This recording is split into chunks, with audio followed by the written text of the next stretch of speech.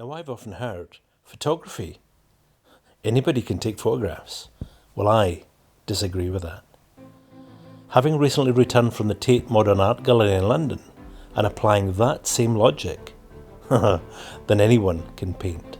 If photography and landscape photography are to be celebrated with others here, but where there are hundreds of other creators on this platform doing landscape photography channels, then why do I add to all these mixed messages and run the risk of confusing you even more? I was once described as a dying breed when on a photo shoot captured by a film crew. I was described as someone who tracks for hours and sits in one location for up to 15 hours just watching and waiting for everything to be perfect, and not use filtration whilst I do it. Now, I don't monetize this channel, it was never the intent, nor advertise stuff, nor make any money from it. My revenue comes from selling fine art prints and running workshops.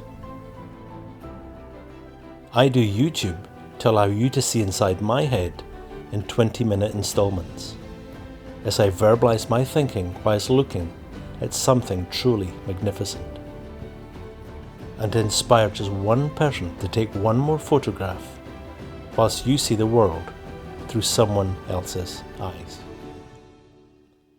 Now, life is a rich tapestry, made more vibrant by the things we choose to do, the things we choose to see, and the things that we are lucky enough to capture. We are shaped by our choices, and we get one shot at this. Bite off more than you can chew and soak it all in. Now, travel is a gift where new experiences lie around every corner. To be able to do this as a landscape photographer, well, that's priceless. But landscape photography is in trouble. Artificial intelligence and image composites. I reluctantly see myself as an ambassador for this possibly dying art form, and I'm trying to use this channel to showcase landscapes and the genre of landscape photography, and to get under the skin of it a little, to make us think about what we're doing, when we're doing it, and why. But moreover, when keeping it real. Now, I am in Seoul in Korea, and I'm in one of the national parks here, and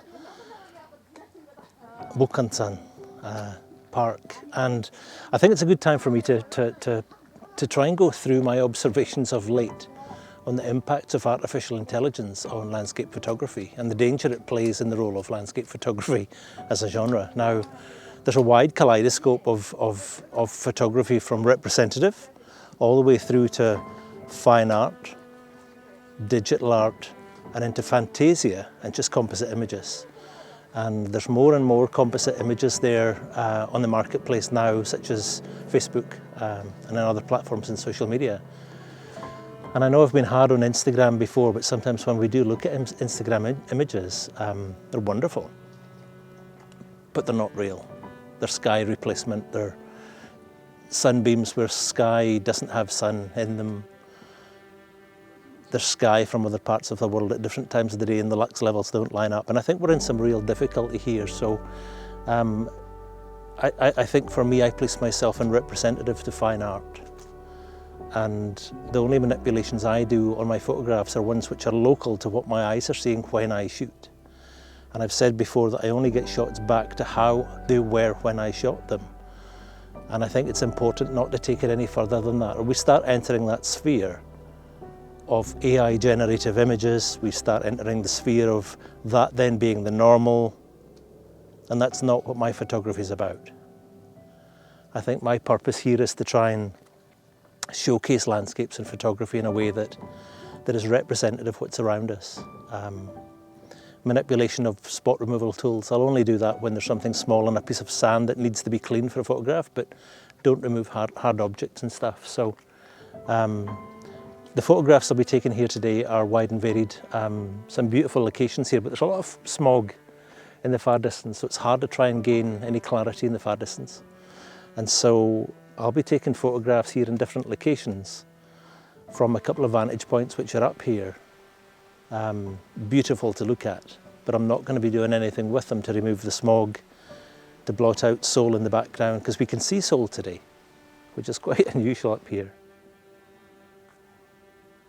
I think it's important that we remain true to who we are as photographers and don't get influenced by the growing e-crowd who take more and more flamboyant photographs which are based on AI manipulation, multi-images blended together and stuff. So I think we have a job to do as landscape photographers, is to keep things real. And that's the purpose of this video.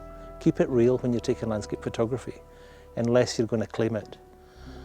Too many of us now, I think, take photographs and don't claim that they're manipulations. Don't claim that they're composite images. And more famously, Peter Lick was the guy who was caught out where he did a composite and denied it was a composite, but the clouds are behind the moon, which is a shame. Now, I became an approved supplier for National Geographic in 2017. Shortly after, this image was featured in one of their publications. With strict requirements only allowing slight modifications to the curves layer with nothing else enhanced, I haven't actually had to change the way that I shoot for them, as there's a strong synergy between what they require and how I shoot.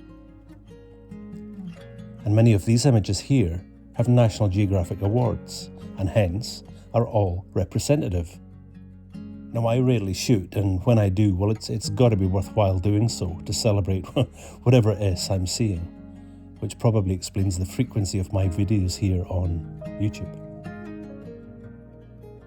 None of these images are enhanced. They're representative of what I actually saw that day, as I do all of my creation in camera.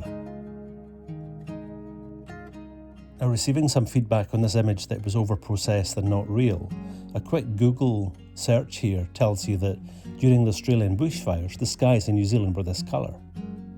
A weird time, and so this image is representative and accurate to the eye.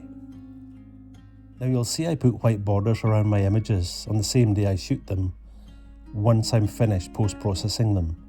And this is my workflow to say that the image is done, and not to be tempted to revisit that file in the future and do more work on it.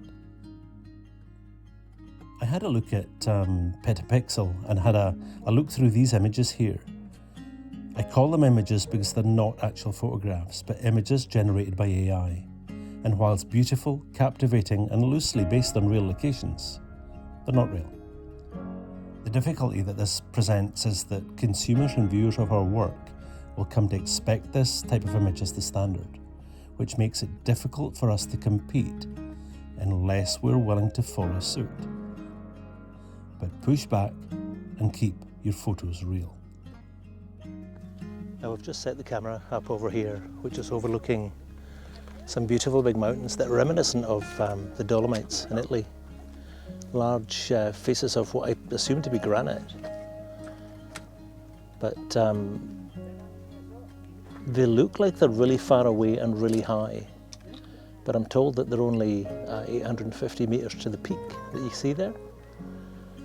And so the geology of the mountains here are such that they look much larger than they are. And again, that's confirmed by the size of the trees, confirming that they're not as big as I thought they were. I thought from a distance they were about 2,000 metres, but much, much less than that. So I'm going to take a quick photograph of this. Probably a two-shot horizontal panel side by side to try and get it all in, because it's actually quite close. And I only have my 45mm lens with me today. And just over my shoulder, where I was standing on the rock here, we've got some lovely highlighted areas of granite in the sun with trees growing in them. And looking through the lens here, it doesn't look that spectacular, but certainly from here, from my vantage point, this is actually a beautiful scene. I might actually try and take a quick square of this and just pick some of the highlights out in post. So the sun's just gone in behind a cloud up here, which just muted the contrast that we're getting here. And I see that the sun It's behind the cloud that's blowing across this way. So I'm going to wait for that to come the other side of the cloud where it's in full sun, which is going to increase the contrast here.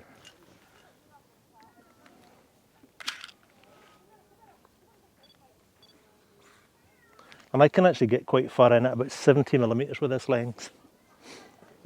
So I'll probably just do a single shot, but have the intention of squaring this off in post. I don't usually do that, but I'll take the light meter reading. It's too dark just now, but I think once that comes out, it'll be right.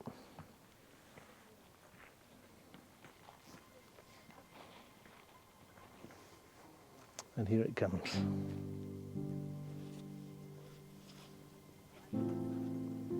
So if we just watch this cloud's taking longer than I thought.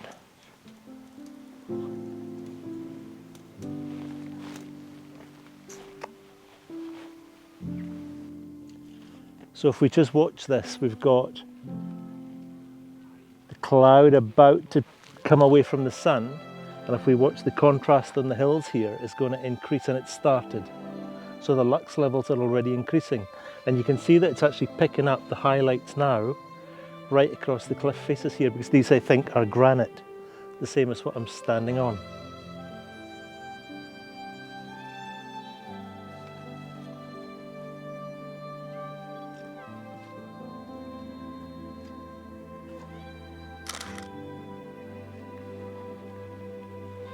I'll just go a little bit brighter.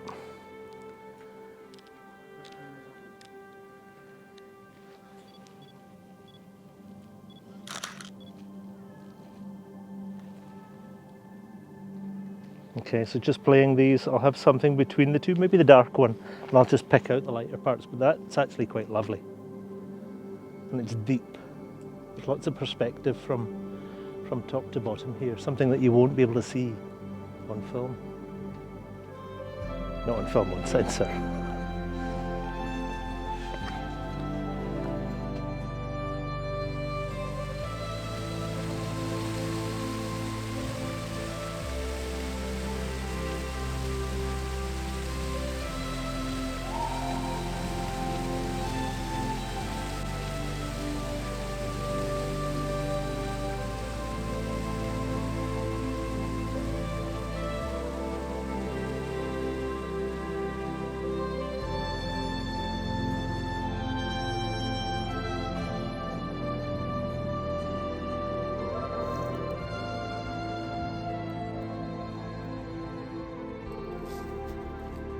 And looking back here across everything that we've seen so far, look at this.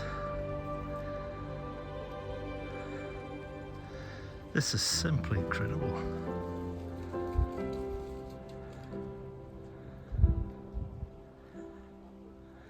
But not all nice views take a nice photograph.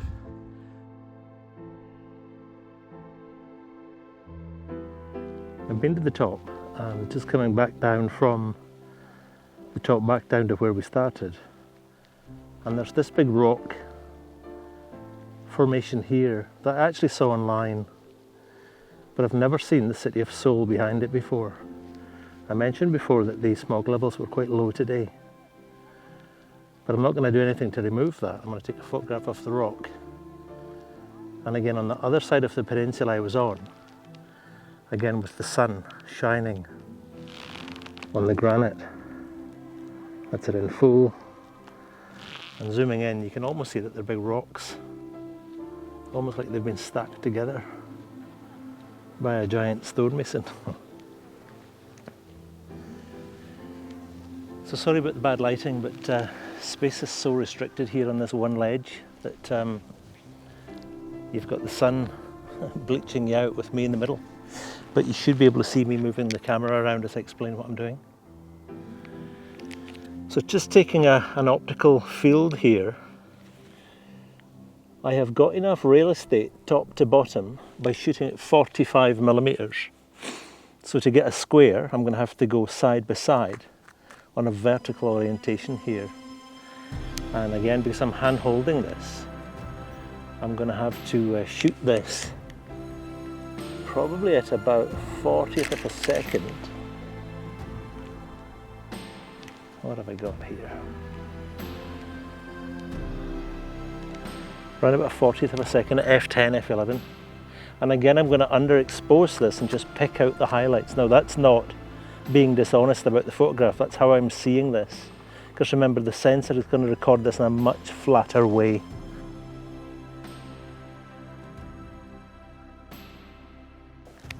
It's actually really nice. I would just take one more, go the other way, so hand in front of the frame. And 50%. And just stopping short of the branch that's in the top left corner. I'm not going to spend an awful lot of time stopping and starting on the way back down, because there are numerous photo opportunities on the way down, but I'll maybe snap off a few things just on the way down to add to the end of the video here.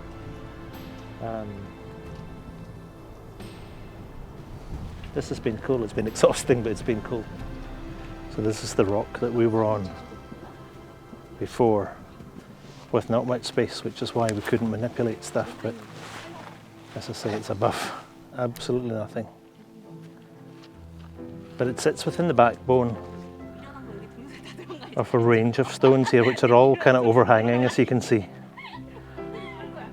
And it's high up here, and it tails away to nothing with a big mountain range in the back. It's actually really pretty. But again, the smog's not doing it any justice today. Now we're going to climb up over here with a little bit of peril on the outside. And interesting that we've got Japanese writing in the face there. I don't know if you can see that.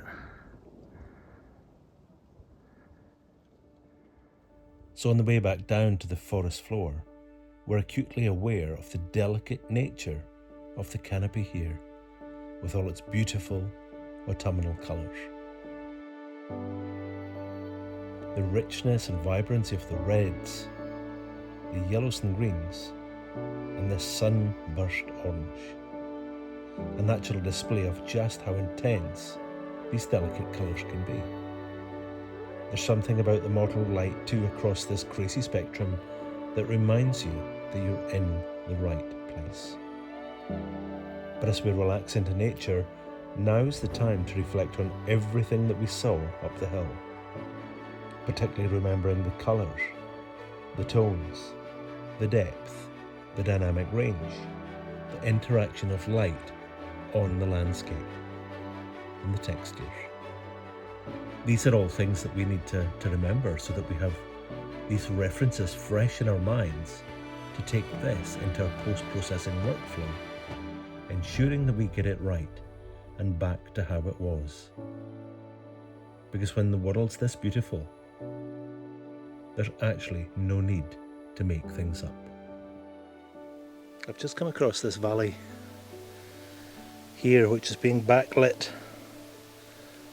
by the sun above, and it's leaving some lovely flaring on these leaves and on the ground itself. It's not, I'm going to try and darken this a little bit for you, just to bring out the richness in the colour, but it's causing a shadow and highlights across the leaf bottom of the valley here, and it's interspersed by thin trees which are also catching the light in the respective colours. So I might try and take a photograph of this, just as a 2-shot horizontal panel, and do a wee bit of work in post, that not removing stuff, but trying to bring out what my eyes are seeing in a 3D aspect here. It's quite beautiful. So I'm just going on to live view here. I'll try and get this set up. Just pull this back so I've got a slither across the middle here.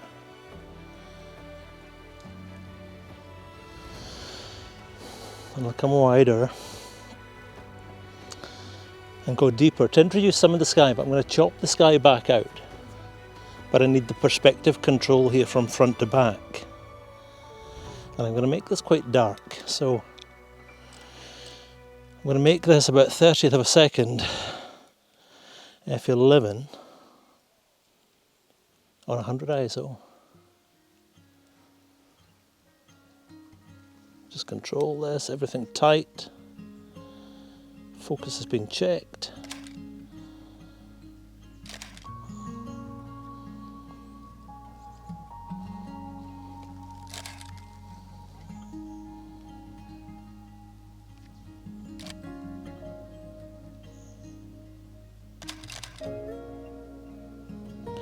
My 50% in the middle. Take it over to the right, and that's just really revealing some of the colours up in the top left corner here. So we're going to end up with a bowl and lots of trees and lots of colour, which will diffuse by way of an Orton probably. That's really cool.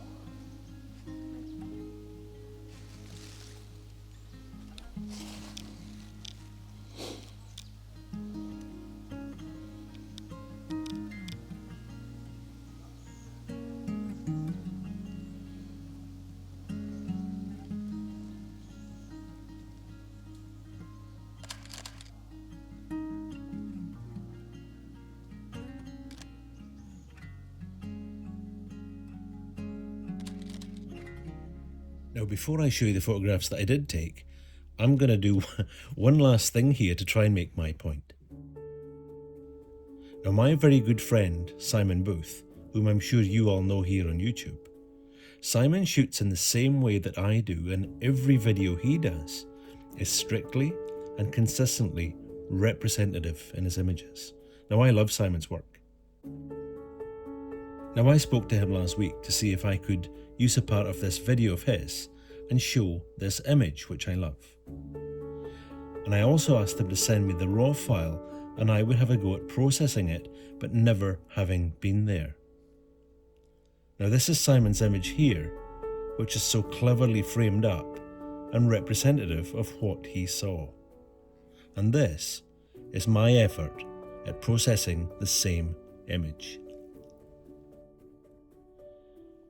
Now, this isn't competitive at all, but if you prefer the look of Simon's image, then that's great, because he was actually there. I wasn't. If, however, you prefer the look of my image, well, I guess that's okay too. However, that's a good illustration that our taste buds have already been altered by photographs that we have seen elsewhere already. I've pushed this image too far because I wasn't there. And this is us finding ourselves expecting more from our shots that we take and process to satisfy these hungrier eyes. Now, lastly, as I wasn't with Simon, I couldn't possibly expect to recreate what Simon saw on his shoot. And this being my very point. Shoot what you see, keep it real, and make it accurate. And now it's time for these images that I took in South Korea.